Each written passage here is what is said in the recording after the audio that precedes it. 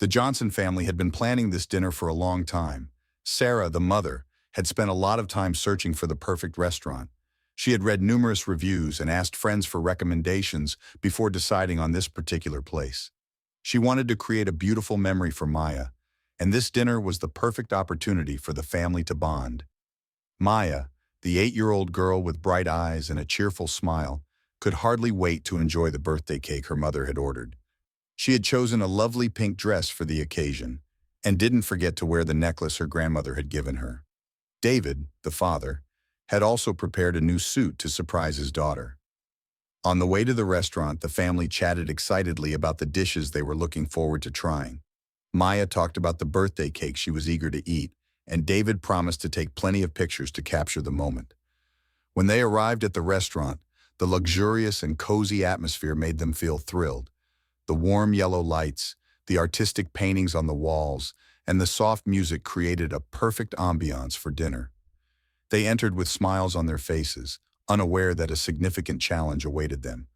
Upon reaching the reception desk, the staff member looked at them with a suspicious gaze. David felt that something was off, but he tried not to let his emotions affect the family's joyful mood. He thought it might just be a small misunderstanding. As the staff checked the reservation list, David felt anxious. He had called ahead to reserve a table and confirmed it that morning. But when the staff member announced that there was no table available for them, David felt a cold wave wash over him. He looked into Maya's eyes and saw her excitement slowly turning into confusion. "Could there be a mistake?" David asked, trying to remain calm. "We made a reservation." The staff member shook his head, his expression emotionless. "I'm sorry, but there's no table for you. You can wait a bit, but I can't promise anything." David felt anger rising within him, but he didn't want to ruin the atmosphere for Maya. He had hoped this dinner would be a beautiful memory, but now it was turning into a disappointing experience. "Can we wait a little longer?" David asked Sarah. Sarah nodded, but she also felt worried. They had prepared for this dinner for so long, and now everything seemed to be falling apart. They decided to wait, hoping that a table would become available soon. Time passed, and the wait became unbearable.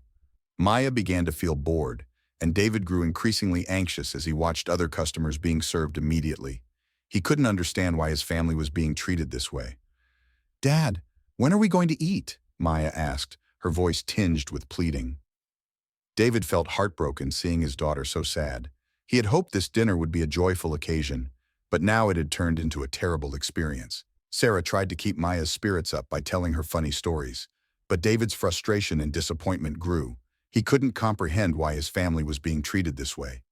"Can we go somewhere else?" Maya asked, her eyes filled with hope. David looked around and saw other customers enjoying their meals, and the feeling of injustice surged within him. He didn't want to ruin his daughter's birthday, but he also couldn't accept this discrimination. "We'll wait a little longer," David said, trying to stay composed. "Maybe they'll have a table free soon." But as time went on, the wait became unacceptable. David decided it was time to inquire about their situation. He approached the staff member and politely asked about their table. However, the cold and indifferent response from the staff only fueled his anger. "We made a reservation," David said, trying to keep his voice steady. "Could there be a mistake?" The staff member simply shook his head and said there was no table. David felt as if he was being denied unfairly. He looked around and noticed that other customers, mostly white, were being served immediately. "We can't wait forever like this," Sarah said, her voice tinged with concern. "Can we go somewhere else?" David felt conflicted. He didn't want to ruin his daughter's birthday, but he also couldn't accept this discrimination. They had planned this dinner for so long, and now it was turning into a terrible experience. They turned away from the reception desk, and the joyful atmosphere they had entered with had completely vanished. As the Johnson family prepared to leave, another customer, a middle-aged woman, witnessed the entire incident and could no longer tolerate the injustice. She stood up and spoke out, criticizing the staff member for his unfair treatment of the Johnson family. She emphasized that every customer deserved to be treated equally, regardless of their skin color or background. "This is blatant discrimination," she said firmly. "Every customer deserves to be treated equally, regardless of their skin color or background. You cannot treat them this way just because they don't look like you." The woman's intervention caught the attention of other customers in the restaurant. Many began to agree and voice their objections to the staff member's behavior. The pressure from the customers forced the restaurant manager to come forward. The manager, a young man, quickly approached and apologized to the Johnson family for the unfair treatment they had endured. He promised to investigate the matter and ensure that it would not happen again.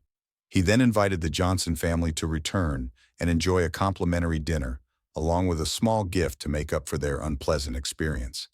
David was surprised by the manager's change in attitude. He hadn't expected this, but he also felt that his family deserved better treatment. They decided to return to the restaurant on another day. When the Johnson family returned to the restaurant on a different day, they were warmly welcomed and served attentively. They felt delighted to see that the restaurant had made positive changes in its customer service. The staff had been retrained to be sensitive and respectful to all customers. The dinner took place in a joyful atmosphere, with delicious dishes and a beautiful birthday cake for Maya. The little girl couldn't stop smiling when she saw the cake with its flickering candles. The Johnson family had a wonderful experience, and they felt that the intervention of the woman had made a significant difference. After dinner, the Johnson family decided to share their story on social media. They wanted everyone to know about their experience and encourage others to stand up against discrimination. Their story quickly spread and attracted the attention of many. Many people shared the Johnson family's story, and they became a symbol of resilience and hope. They received numerous messages of encouragement and support from the community. The Johnson family felt proud to know that their voice had made a difference. They began participating in community activities, organizing workshops on equality and mutual respect. They understood that every small action could contribute to creating a better world. When the Johnson family returned home after the wonderful dinner, David felt a sense of relief and happiness. He hadn't expected that a negative experience could turn into something so positive. He looked into Maya's eyes and saw her joy and happiness, and he knew they had made the right decision to return to the restaurant. However, David still had some lingering concerns. He couldn't forget the feeling of discrimination that his family had endured. He decided that they needed to do something to prevent similar incidents from happening in the future. "We need to talk about this," David said to Sarah as they sat together in the living room. "We can't let things like this happen to anyone else." Sarah nodded in agreement. "That's right. We need to stand up and speak the truth. If we don't, others will continue to suffer." David began planning a workshop at Maya's school. He wanted to create a safe space for students to share their experiences and learn from one another. He also wanted to invite experts to talk about discrimination and how people could stand up against it. Maya was very excited to hear about her parents' plans. She had seen the change in how people treated each other after their story was shared. She wanted to get involved in these activities and help others. "I want to help," Maya said, her eyes shining. "Can I talk about what happened to us?" David smiled, feeling proud of his daughter. "Of course, Maya. You can share your story and help everyone understand that discrimination is unacceptable." They began preparing for the workshop, researching information and reaching out to experts. David felt excited thinking about what they could achieve. He knew that this effort would not only help their family, but also assist many others in the community. The day of the workshop arrived. David and Sarah had prepared thoroughly, and they felt nervous as they watched students and parents arrive. They had invited several speakers, including experts in psychology and sociology, to discuss discrimination and how people could stand up against it. As the workshop began, David stood up to introduce his family and their story. He felt anxious sharing the painful experiences his family had endured, but he also felt proud knowing they were doing the right thing.